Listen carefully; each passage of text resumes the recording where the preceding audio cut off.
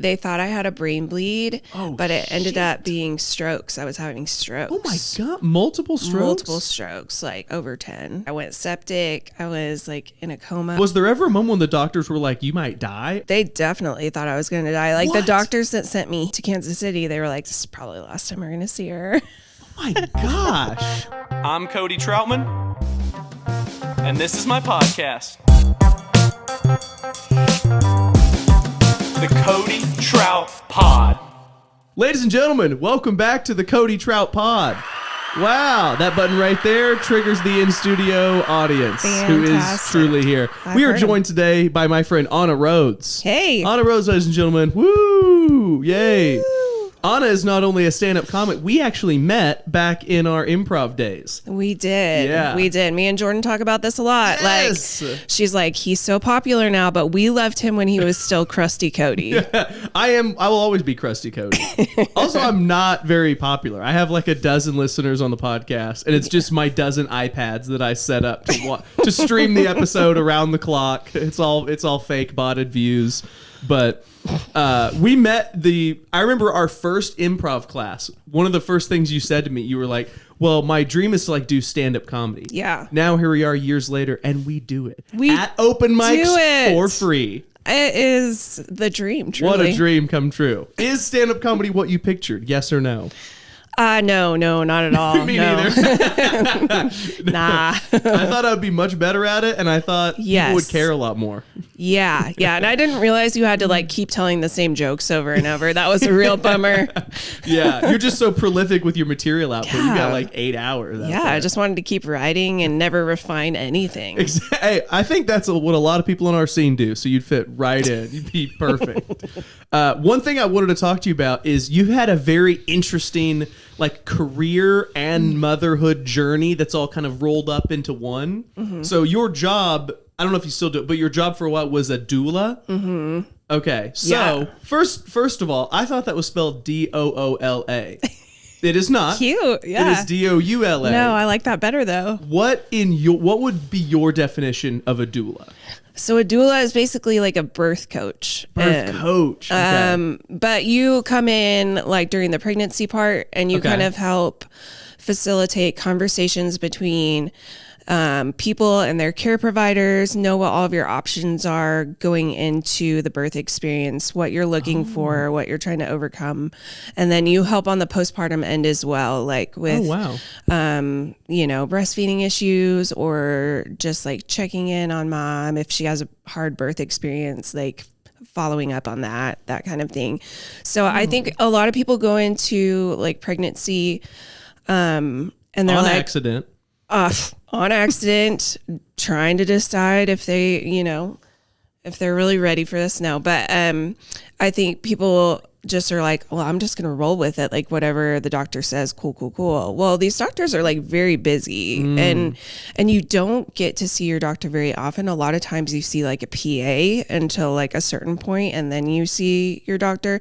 Like you don't get a lot of time. And so if you don't know what questions to ask, a lot of times you won't know all the options that you have. And so what we do is kind of offer like evidence-based care and say, okay, well, here's all of the things that you can ask. Here's all the, they will present this to you and just say, this is typically what we do. But if you want to know why, or if you want to know what else you can do besides that, like you will give you like educational materials and you can kind of decide like, oh, okay, I want to do, if I want to do the screening for gestational diabetes, but I want to do it with juice instead of like the drink that they give you at the doctor. And then this is how you would do that. And you would like have to, like, they're probably not going to offer that information to you, but it is something that you can do. So. Wow.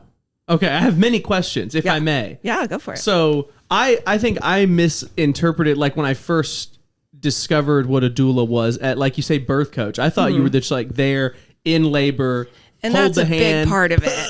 Yeah. and that, but you're there the whole time. The whole pregnancy, typically. Are you there pre-pregnancy? Are you like coaching them on the sex? Like, hey, this position leads to pregnancy. Absolutely. Like if you want to have twins, definitely like doggy style. Okay. So I'm just kidding. No, I think that's a real fact. I know a lot of people who have had twins. They're fucking doggy style. Yeah. Incredible. So you're like, when the couple that you're mentoring is fornicating for the baby, are you like in the room? Is it like a threesome situation? Or is it more just like coaching from afar? Honestly, like if they need cheering all the way up, like some snacks, we can add that into the price. That's no issue. On a more serious note, it does sound like a doula. It's not just like, it's not just the birth. Yeah, it's like you're there as a medical advocate for the pregnant woman throughout the process. Yeah, and what's funny is like we obviously our scope of practice doesn't involve any medical treatment or anything like that, but because we're so familiar with the process, you know, we can just help advocate, educate, all of those things. Because you're so right. Pregnancy is one of the most intense, serious things we can do to our body. Yeah. And it's, you know, anybody can, well, half the population can do it. Yeah. And it's kind of like, so how did you become a doula? Was it like you got pregnant and you're like, wow, I fucking rock at this. All you other bitches suck at it. Let me help you. No, the typical doula story is that you have a birth that is somehow like traumatic, or you didn't enjoy the experience. And then you're like, I wish someone would have told me that I had other options. That's so the opposite. That's normally how people, Okay. Is that what your experience was? Like, yeah. It wasn't ideal. It wasn't terrible. I mean, we have a healthy baby and he's great. Good. So, I mean, he's somewhat great. He's 13 now, so that's a tough age. Is that 7th grade? Maybe some of those birth effects are showing. He's 8th grade. Yeah, he was born with the very common birth defect of being a straight male, and that at 13 is a real. It's rough. It's one of those things that metastasizes around the early teenage years. Yeah. I feel like maybe just the self-awareness is genetically like skipping these males. Yeah, it's not good. It must be. I remember back when I was 13, I don't think I had a single redeeming quality. Well, Cody, if that's the case, like if that's it, then none of us have any hope, you know? That's true. Yeah, you were probably the sweetest 13-year-old. I can only imagine. I actually, when I was 13, I struggled horribly with anxiety. Before it was popular, by the way, I was a trailblazer. I had it first. I would get like stomach aches from anxiety. So every day I would go to the office and ask for Tums. And the office administrators, they would make fun of me. I would come in like, you need your Tums? It's 3rd hour. I'm like, they know my triggers. You're like, and only the yellow ones, please. Yeah, they know language arts is my trigger. This girl that I have a crush on that sits 9 seats to my right is making me anxious. Anyway, that's my personal journey. I love it. Yeah, never. It makes so much sense now. Like you're older, you're like, oh yeah, well. Yeah. 7th grade is hard. So you became a doula after a particularly difficult pregnancy of your own. Yeah. And then, if I have your life story right, did a lot of research. You also were a surrogate. Yeah. Is that were a surrogate? Yeah. Surrogacy? How would you say it? I surrogated. You surrogated. I was a surrogate. And that means you carried the baby for someone else. Is that correct? Correct. Okay. Yeah. Now, did you guys, was that like artificially transported, or did you and their husband just figure it out old school? So we just like had candles and rose petals. It's kind of like a handmade. That's what I was thinking about. Yeah. Yeah. Honey, I don't feel anything. This is purely. I had to call him off, like whatever his name was that I can't reveal, but yeah. So we'll call him Joe. Off Joe. So how did you go from doula to surrogacy? So I had 2 kids and then I had a miscarriage, and it was at 13 weeks. So like at 13 weeks, it is really sad. Yeah. I mean, at 13 weeks, they actually look like a baby. So when it came out, like it actually looked like a baby. It was very, very, very sad. Oh my gosh. And in that moment, I felt like and the weeks that followed, I started going to like support groups for people who have had miscarriages or lost babies. And I connected with a lot of people who went through like ongoing fertility issues. And it just kind of gave me like that heart to be like, okay, well, I work in birth work and like I am really passionate about it. And then there's these people who can't get pregnant. Yeah. And I've never had a problem getting pregnant. So I just like, I feel like I carry babies really easily. It's not like my favorite thing to do or anything, but you know, I was like, it makes sense. Like I'm not using this uterus anymore. Like might as well let someone else use it. Like a landlord trying to fill a vacancy. That's really like, I've tried writing jokes about it and I'm like, it's like an Airbnb. Like, you know, that's funnier, yeah. You name your price and then you have a tenant. Yeah, that's really funny. So I would say revisit those jokes. That's funny. Yeah, I'm getting there, man. Yeah. So yeah, it you go through the whole IVF process as if you were going to just get any old embryo transferred in. Whoa, and okay. it's just theirs. So wow. Yeah.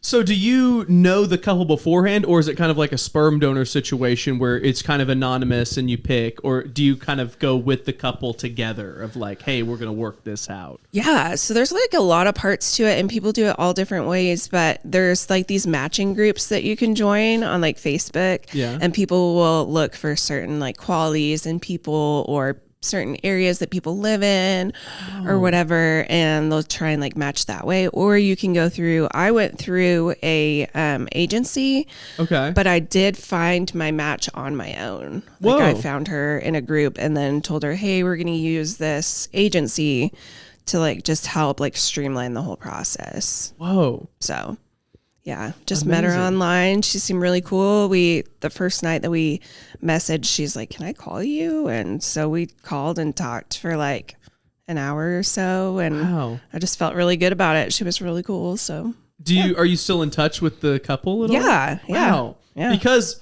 if my timeline is correct here, this pregnancy did not go according to plan. No. Are we allowed to talk about Yeah. that? Let's go. You've told me like bits and pieces of it over the last like year or so, and I Yeah. can kind of construct the timeline in my head, but I would love to know the full story of you become the surrogate, you're pregnant, and then things go off the rails. Yeah. So I'm pregnant.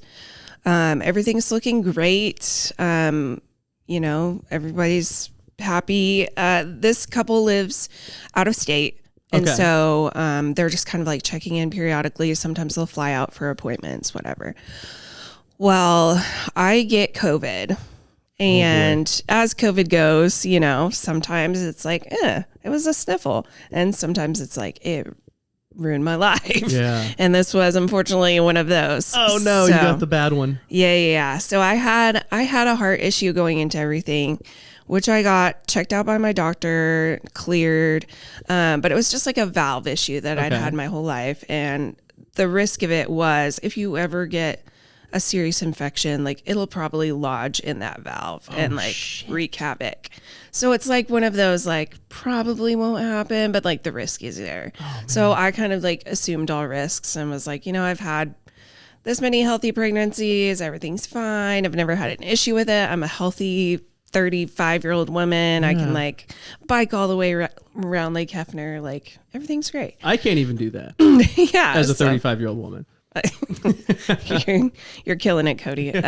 So I just, I was like, well, let's like, so yeah, I got COVID and, I was getting a bunch of IVs and stuff because I was like severely dehydrated. And I guessed at some point, one of those IVs, they think introduced staph into my bloodstream. Oh no. And so what happened was I just got like even sicker and sicker, and like my husband knew that something was up, but I just like, I don't know, I was sleeping a lot and I just felt terrible and I was really weak, and then I started talking crazy, and that's when he was like, he was taking me to different hospitals and they were like, she's fine.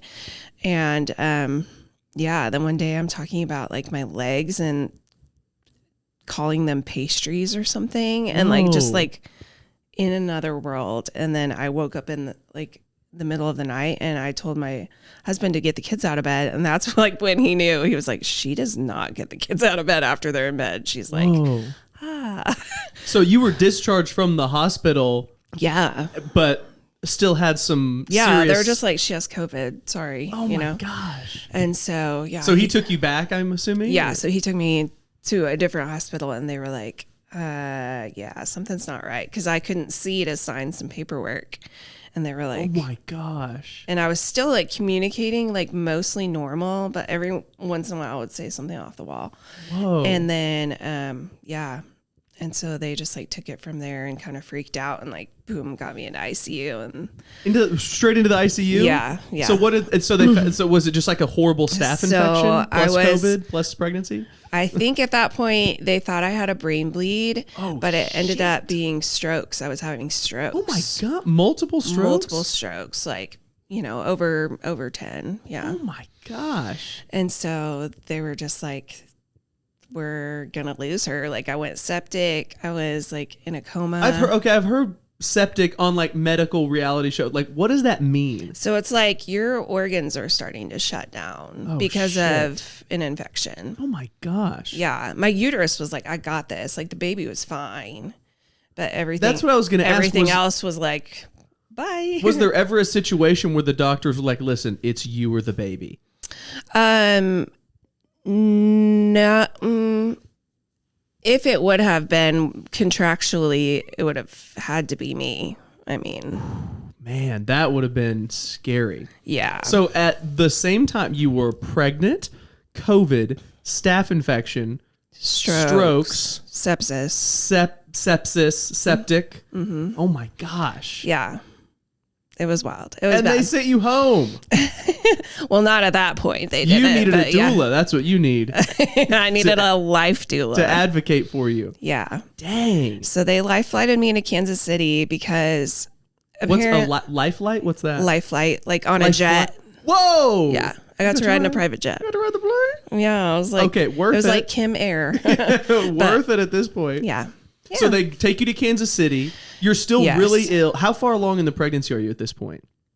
I was like 13 weeks. So 13 weeks. Yeah. When we say like it's you or the baby, like baby cannot survive outside the womb until like after 20 weeks or something. Okay. Oh, so it had still like a ways. Very earliest 13 scenario. Is that like about 3 months? Like the end of the first trimester? Yeah, end of the first trimester. Yeah. Whoa. Okay. Yeah. So I get there and they think they're going to have to do open heart surgery, which none of the doctors here would do. So that's why they flew me there. Open heart surgery with a pregnancy, I'm sure, is like wildly complex and dangerous. Yes. Yeah. Wow. So apparently they flew me there and they were able to give me levels of medication that they weren't giving me here that actually helped clear up the infection. Oh my gosh. And so I stayed in the hospital for like 5 weeks. Damn. And then was able to come home with a PICC line for 9 months. What's a PICC line? It is antibiotics. Like, I'll show you my arm. Oh, wow.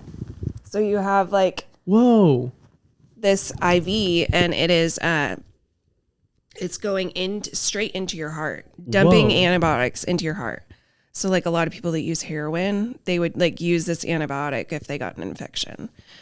Oh, I thought you were about to say they would use the line to shoot heroin into the heart. They also would do that when they went home. Yeah. Wow. Yeah, that's true. So you got to be really careful not to like spill cheese into the, like I would spill Coke Zero in there and be like, oh shit. I'm so sorry. Yeah. So I had to carry like this little medical ball of antibiotics around for the and whole you had to like rest of the administer it pregnancy. yourself. How does that even work? Yeah, they like send you the medicine and then you just like change it out like a. That is wild. Isn't that crazy? And so you had to do all that while also being pregnant. Also being pregnant and recovering from strokes. Oh my god! And I had to learn how to walk, talk, eat, use the bathroom again. Holy shit! It was like a whole factory reset. Like I became a baby again. So you would like lay in bed at night rubbing your tummy like, hey, me and you are at the same phase. We are just, buddy. yeah, we're trying. We're just learning. Like, I'm about 6 months ahead of you right now. I just learned how to walk. You will too. Yeah. Yeah. Wow. I cannot imagine. So the whole bad. time during this, like, does the other family, are they aware of your health situation? Yes. How did that work? Were they like super supportive? Were they stressed about their baby? I can only imagine the emotional dynamic going on there. Yeah, it got a little a little complicated there. Oh, I can imagine. Because contractually, like, they had access to all the information that involved the baby, but not necessarily everything that involved me. Damn. Which we were happy to share, I think, but it got a little complicated. Just like too many cooks in the kitchen for a while. So too many ailments in one body. Yes. So yeah, we just kind of, that part was really hard to navigate because we knew that they were concerned, we were concerned, but yet Mike was overloaded with trying to figure out my care, trying to make sure our kids were taken care of because he had to be in Kansas City with me and they were still in school. Oh my gosh. You know, there was a lot of things happening. Yeah. So it was not an ideal experience for I either of us. I can see the other family like calling Mike. Mike is your husband, by the way. I don't know if we clarified that, but I can see the other family calling Mike like, "How's the baby?" He's like, "Listen, my wife is calling her legs pastries. I think we got other shit to worry about. We got to figure out. Yes. I got to get pastry legs to the hospital. We will check on the baby." Yes. Yeah. Man, it was overwhelming, but he did a great job. I was gonna say Mike is the man. He is the man, and he's really cool. I've told him many times before, like, I'm so glad it happened. Like, the emergency happened to me and not you, because I'm terrible. Like, in a crisis, I'm like the one that shuts down and is like, nope. Like, you'll find me in bed. That really surprises me. Really? Yeah, because I see you as being like real level-headed, like has your shit together. No. And doula experience. I could see you navigating a lot of difficult situations well. Yeah, maybe if it's somebody else's. I get that. Or if there's like enough degrees of separation, you can kind of be logical. But if it's like your own family, you're like, uh-oh. Yeah, shut down. Man. Yeah. So by when did you know that like you and the baby were both going to be okay? Like, 'cause, I mean, 5 weeks in the hospital, that had to be a lot of like touch and go. Yeah. Well, was there ever a moment when the doctors were like, you might die? Or did they think like, hey, we can... They definitely thought I was going to die. Like the doctors that sent me here, that sent me to Kansas City, they were like, this is probably the last time we're going to see her. Oh my gosh. Like they were just like, when I came back for follow-up appointments, they were like, whoa. And then they all were afraid to ask about the baby. They were like, did it? Like, yeah, here's a picture of her. Unbelievable. Yeah, she's great. Healthy, fine. So they thought you were going to die and the baby was going to die. Oh, for sure, yeah. And you said... hold my staph infection. Little trip to Kansas City. Hold this PICC line for me. Yeah, we both made it. Yeah. Wow. That's pretty incredible. Yeah. Good for you. Thanks. You're a survivor. I am. I see, when I look in your eyes, I see the fire, the heart of a lion. Yeah, I'm not a quitter. And from our improv classes, I know you have that fire within you. That grit. Yeah. Yeah. Wow, that is incredible. Yeah. So yeah, you're in the hospital for 5 weeks. I kind of cut you off by asking about your mortality. There's just a lot to it. Yeah. I know. So they thought you were going to die. You pulled through. At what point were you like in the clear? Like, I'm assuming because you had the PICC line for 9 months, that whole time things could have still gone wrong. Yeah, I think at the point where they decided I wasn't going to need the heart surgery until after the pregnancy was over, I think at that point we were like, okay, we're stable. Like, we're headed home. Wow. We're going to be okay. Unbelievable. So you did have to have the open heart surgery? Yeah. Oh my gosh. I've got the... Whoa. Yeah. Well, so what was the surgery? This is so intense. So the surgery, I guess all of the bacteria and the stuff that had gone on in there, like, really messed up that valve. And so they had to go in. They didn't know if they were going to have to replace the valve and like put an artificial one in there, or if they were going to be able to fix it. Yeah. Because it was kind of like so floppy, it wasn't really doing its job.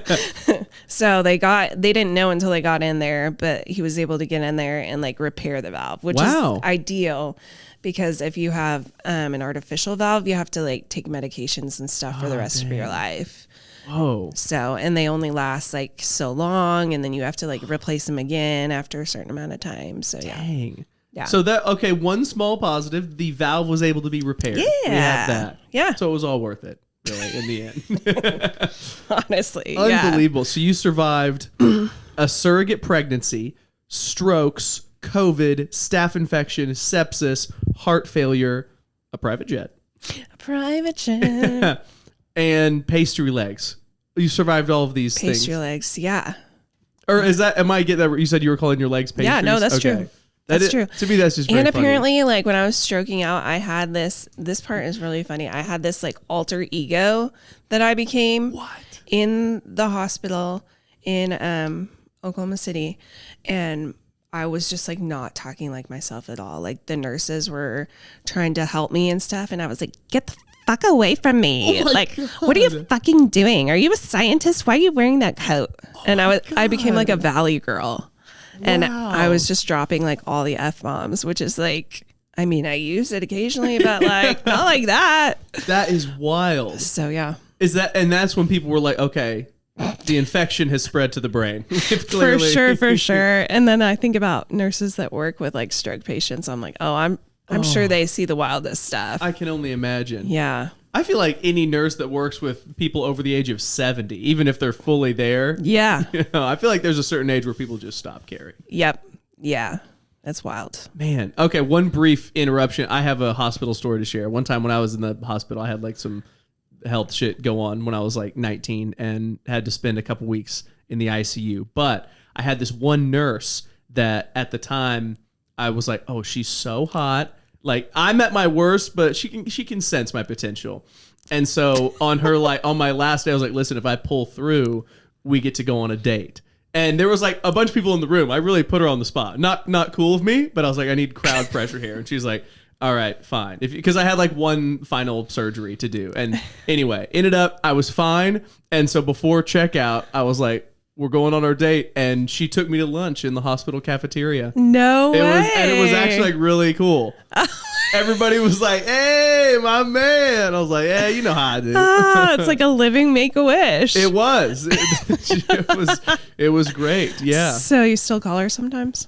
Yeah. We stay in touch. We've been dating for 10 years. No, that really was it. The story unfortunately doesn't have like some Hollywood conclusion, but I did. I remember I felt like, bro, yeah, you know, a little battle scar. Oh my gosh. But yeah, that's amazing. Story. Also, at one point, this is you shot your shot. I know I'm derailing this episode, but I love it. When I was in the hospital, they had to monitor my heart rate because I had lost a lot of blood. So if it got too high, I guess there was complications that could have ensued. I'm not quite sure, but it had like an alarm if my heart rate got above a certain level, which usually happened if I tried to like get up and go to the restroom. Like, sure, they kind of wanted you to get help for everything. Or she walked in the room. Exactly. Well, there was a girl from my high school that came and visited me in the hospital, and she got on the hospital bed and like straddled me. And I was like trying to play it cool. And then the heart alarm starts going off and a nurse runs in the room and this girl's like, oh shit. And she like gets off me. And I was like, listen, that's how I be doing it.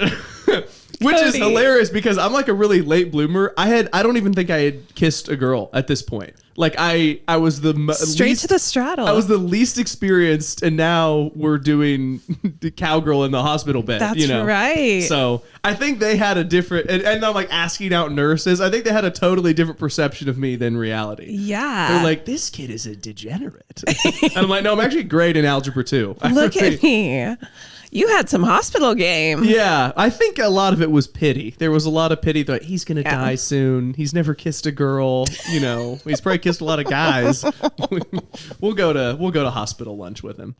Oh my gosh. So that was my hospital stay was a lot less serious than yours. But oh my gosh, that's really funny. What about now? How are you doing now? Are you feeling better? Are there still lingering effects? Like what's the? Yeah. So I still have lots of effects from the strokes mainly, but I had like an infection that went into my ear too. So like I have really bad balance. It caused vestibular damage, which is like your balance.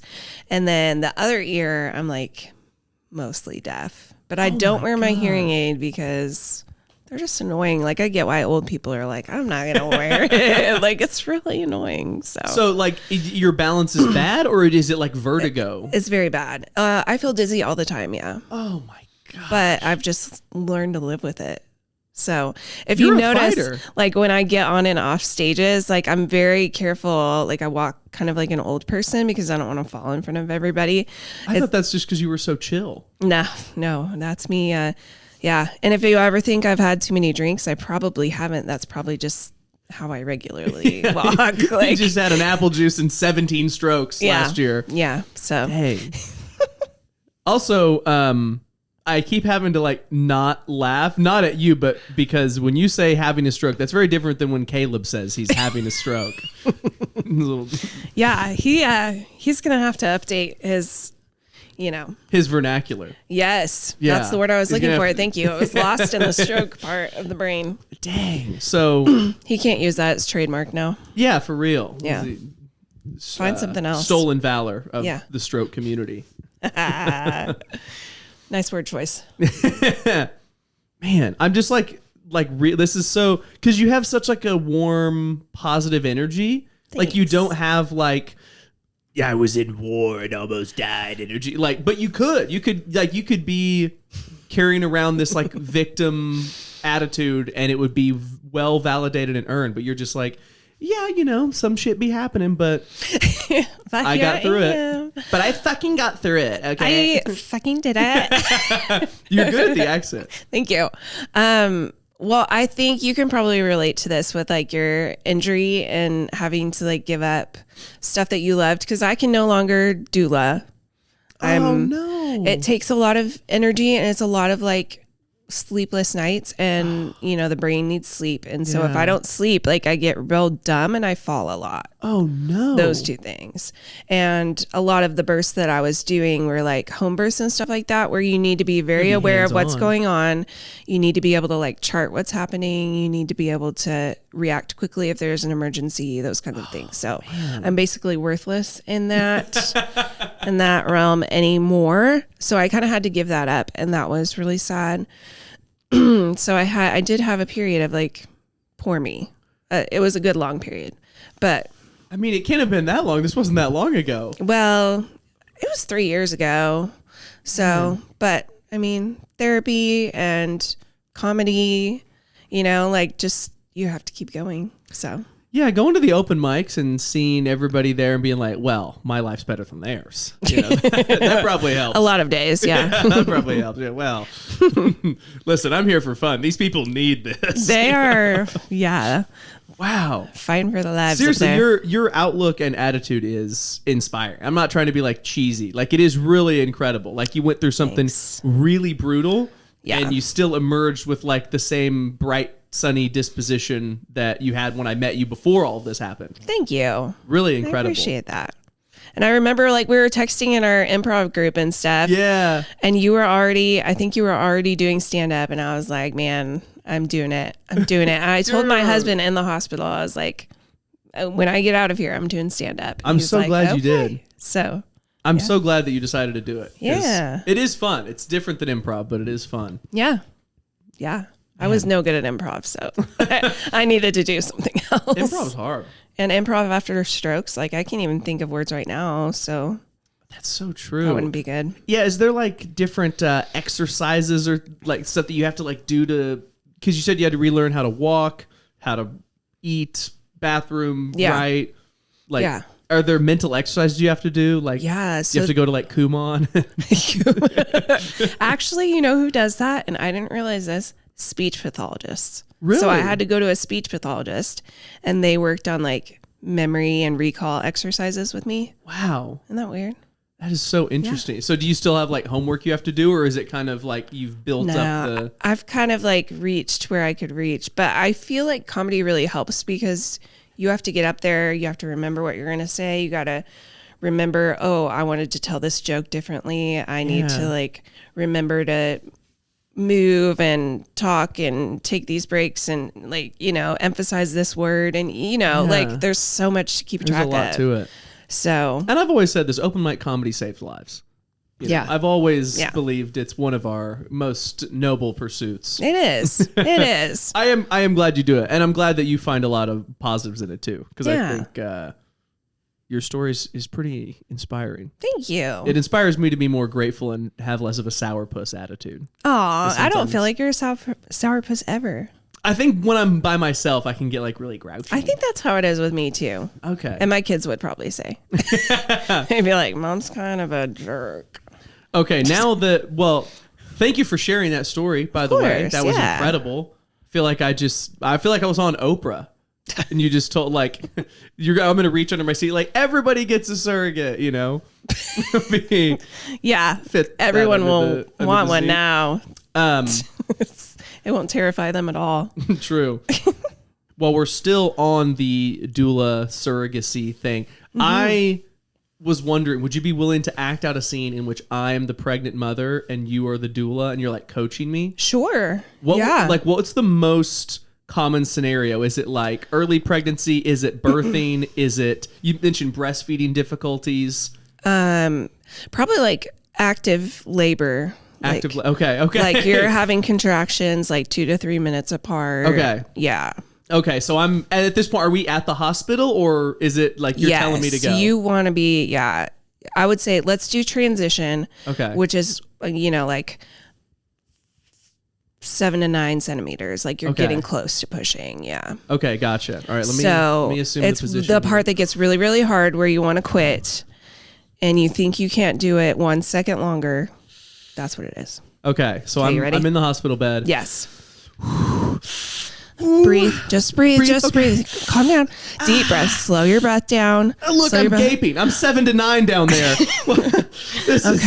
Okay. Yeah. Just breathe right down. Right down to your. What's happening? It'll go back. Okay, it'll go back. It's a little scary at first, but it'll go back. It's really to normal. scary. Yeah. Breathe. Okay, that one. You're pushing a little early, probably. Okay, yeah, just breathe, yeah. just relax. Just breathe it away. Yeah, you can kind of do horse slips if you like. You remember horse slips? Yes. I remember. Very good. I'm a horse girl, so I remember. I do everything horsey. Okay. When do I start pushing? When can I get this thing out of me? Okay. Can I reach in and pull it out? It is big enough for my fist you now. can do a Kourtney Kardashian and just catch it yourself. Okay. Is that what she did? She did. Yeah. Oh my gosh. Yeah. Watch that episode of the Kardashians. What have you been doing? I didn't know I had so much to catch up on. Oh, another contraction. Okay. Go ahead and start pushing. God, the only contraction I know is do not to don't. Oh. Come on, baby. Good. Right down to your bottom. That's right. It'll feel like you're pooping. It's okay if you do. It's okay if you do. I did a little bit. It's okay. That's so good. Last night. That's so good. Taco Bell was a bad choice. It was a bad choice. It was a pregnancy here. I have some essential oil that'll help with this. Yep. You don't focus on the smell. I know. Okay. Is the baby out? Yeah. The baby's brutal. here. Look. Oh my God. Grab your baby. Oh my God. Okay. Yeah. You've got a cord, so not too far away. That's right. It's still attached to me. Okay. Little parasite. Good job. Oh, that's so great. And now I stop talking and give you guys your moment. Oh, you back out of there. I try to. Wow. Yeah. Well, I would probably like cut the cord, give the baby to you. You guys hang out. Let me have my moment. Let me just come down from this. Yeah. Wow, that was really. Yeah. I felt it was very intense. You did. I think so labor good. usually lasts about 100 times longer than that, but wow. You did fantastic. I felt you. so relaxed and calm. You did? I threw a lot at you there. And, yeah. And you really, I feel ready for a pregnancy. Yeah. Honestly. You've got this, Cody. I mean, you're made for it. I think you could. Except not. Yeah, not. I'm made for it in every way, but literally. Yeah. That's so funny. So I think you could, have you ever thought about like creating, I don't know, whether it be like YouTube videos or podcast stuff, like as a doula, because that's like a very unique area of experience. Yeah. Like maybe you could have a podcast where you talk to pregnant women. Yeah. I could combine comedy into it. That's what I'm saying. Because what the Venn diagram of stand-up comics and doulas / surrogates, probably like very narrow overlap. Oh yeah. But there's each of those groups alone are pretty big. You might be able to really hit a shout out to Kate. She is another doula who is absolutely the funniest. Oh, she's already doing it? So funny. No. Oh. She should. You guys should She's so funny. Anna and Kate. Kate, Anna, combined it, katana. Thank you. Joke so sharp, it'll cut you like a katana. This is great. I really hope. Now we have a logo. Yeah, launching in 9 months. That's how long it takes to carry a podcast to term. Let's see. So now, okay, wow, I've really exhausted the doula surrogacy topic. Thanks for hanging in there with me. Yeah, I'm sure none of your viewers are interested in birth. Here's how I view the Cody Trout Pod is when you tune in, you trust that I, Cody Troutman of the Cody Trout Pod, have selected a guest and topic that is unique or interesting. Like That's my whole true. goal is just to talk to people that have very unique life experiences and learn about, because I would never in a million years experience any of this. Now you've told it to me. It has expanded my worldview, and I'm a better person because of it. I love that. That's why your pod's doing so great. It is really crushing it. Tap that subscribe button. We're at 82 right now. Okay, this next segment is brand new, debuting right now. We're gonna call it "Go Deep with the Trout," or Deep Waters with the Trout. Deep waters. That's even because trouts are a freshwater fish. They might not even swim that deep. We're going to pretend that this particular trout has defied evolution and is swimming to deep waters. Yeah. That's Bottom feeding trout. Got it. Bottom feeder. That's what they should call me. Because I eat ass. That's genius. Calling my girlfriend right now. Heyo. Honey, it's shower tonight. As a matter of fact, actually don't. Dead. We are a family-friendly podcast here at the Cody Trout. Sure. I'm going to let my kids listen to it. You could let them listen to the first 35 minutes, probably. Yeah. That was more appropriate. But, okay, I did want to ask a serious question. Okay. You're a mom. Yeah. You said you have a 13-year-old boy. Yes. I can only imagine. And you have other children as well. What is the weirdest question that your kids have ever asked you? Or just like, what's the weirdest thing they've said? Because kids are fascinating. Yeah. It's all the time. All the time? All the time. My kids are extra weird because you've met me and Mike and you know. I think that's a good thing. That bodes well. So, the oldest, he one day just out of the blue asked me, Mom, are you bisexual? And I was like, is this because I want a Subaru? Like, why are you asking me this? That's really funny. Yeah, that's normally how I answer those questions. And then that's a great joke. You can tell that on stage. Thank you. It's really funny. Thank you. It's because I want a Subaru. You're like, I don't know, Mom. The Subaru, the hiking. I did have a nose ring. Yeah. I saw you lavender lattes. All these things. That one time. You're like, well, that doesn't count. And then the middle one, like, she likes to talk a lot of politics. Whoa. How old is she? She's 11. Wow, a little political advocate. Yeah. And so you kind of have to answer everything, keeping in mind that it's probably going to get repeated back to the entire 5th grade. Okay. That is tough. Yeah. Just approach that with caution. My mommy said Trump's doing a good job getting all them illegals out of here.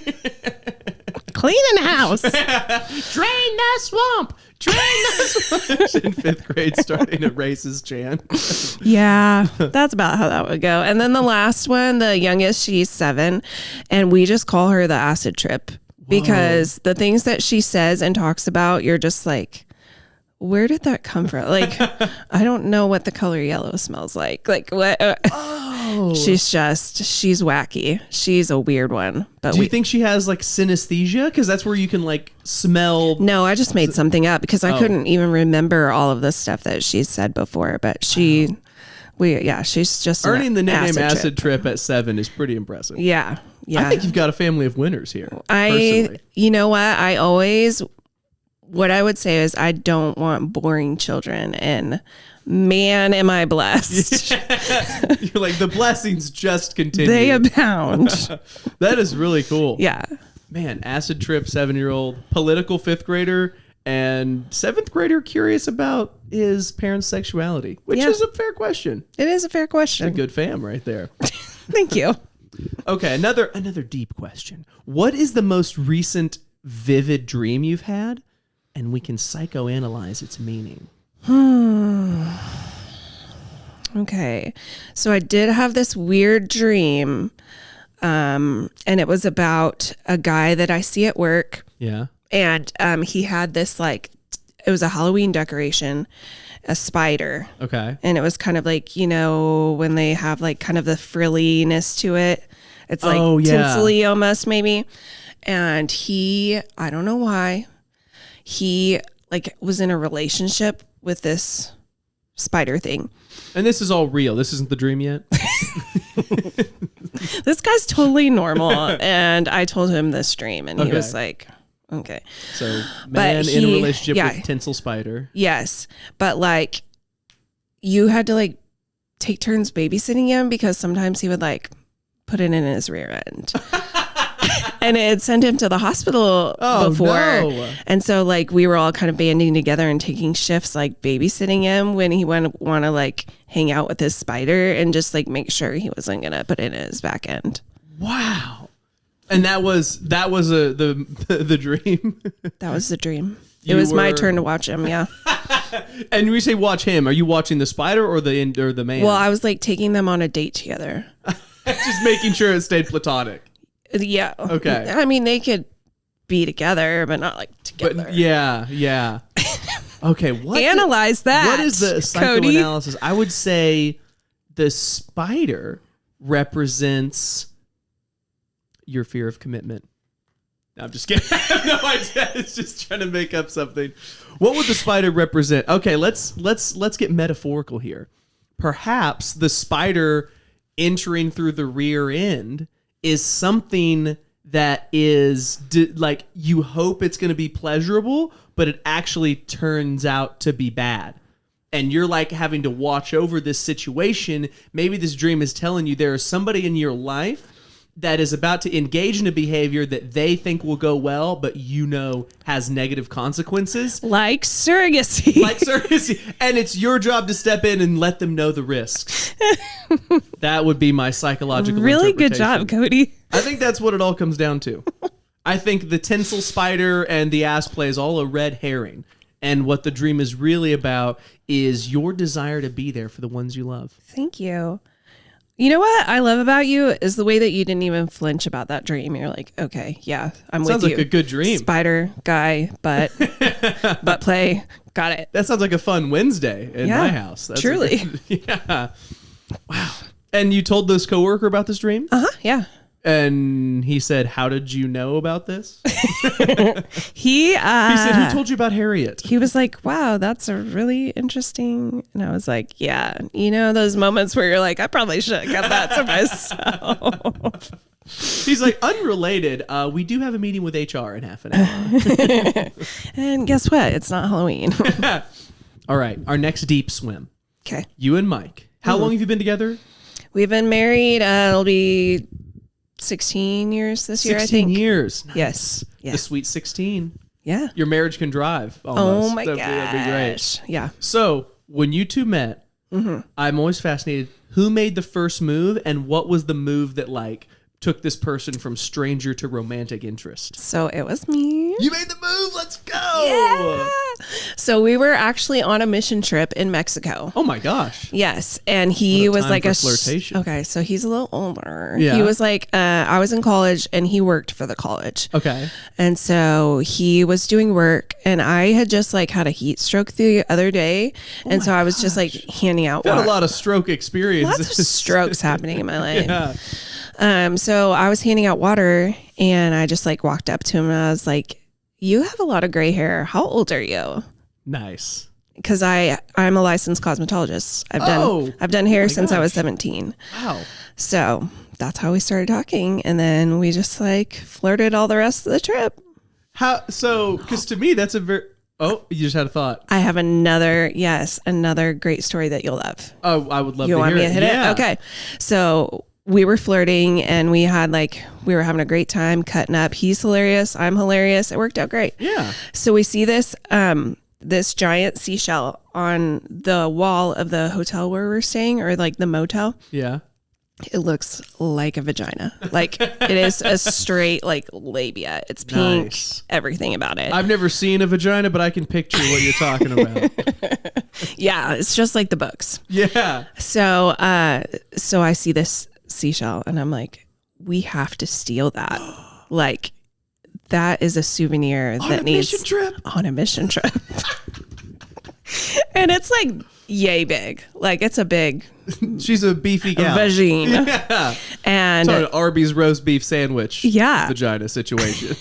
so we set an alarm and like went out and got it. It was like kind of like anchored into the wall, so we had to get it out. But we stole it, took it across the border with us. Like our van got searched and everything. And yeah, got it back home. I just imagine during the search, the DEA agent was like, any drugs? Nope, just a big fat pussy back here.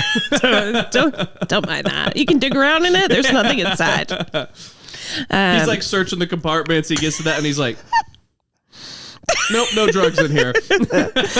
Yeah, so that was like, I don't know, that's like part of our love story, which is hilarious. And do you still have this sculpture? So that's what I was going to say. I put it on my wall in my apartment when I got home. And one day somebody like shut the door too hard and it fell off and it broke. Oh! And I've always told Mike, I'm like, if you ever want to get me the perfect anniversary gift, to like find another seashell like that, because it was just amazing. Somebody broke your vagina.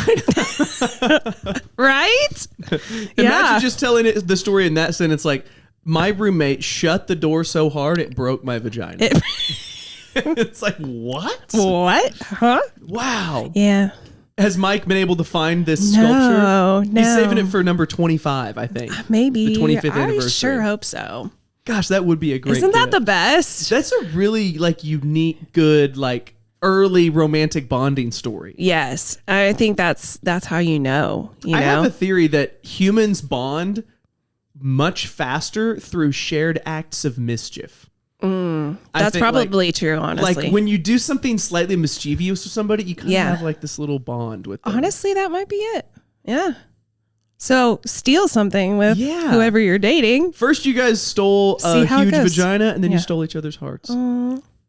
So sweet. That is beautiful. Wow. And you made the first move on this mission trip. So he's kind of reeling. He's like, oh my God, this like sexy young intern at the college is like hitting on me. What do I do? And then all of a sudden you're like, we're going to steal this vagina. And he's like, I think I'm in. 16 years from now, this is going to be my defining moment. Yep. Good for you and Mike. Yeah. God, that rocks. Okay. So, well, we got to wrap up soon here, but I want to ask you a little bit about comedy specifically. Okay. We've talked a little comedically, but in comedy, what would be like your pipe dream? Like, what's the big goal? I wish I would have thought about this like as deeply as you have, because I know you have put a lot of thought into yours. I'm just taking it one little bit at a time. I kind of jumped in like a little too deep at the beginning and did a lot of shows, more than like my family could handle.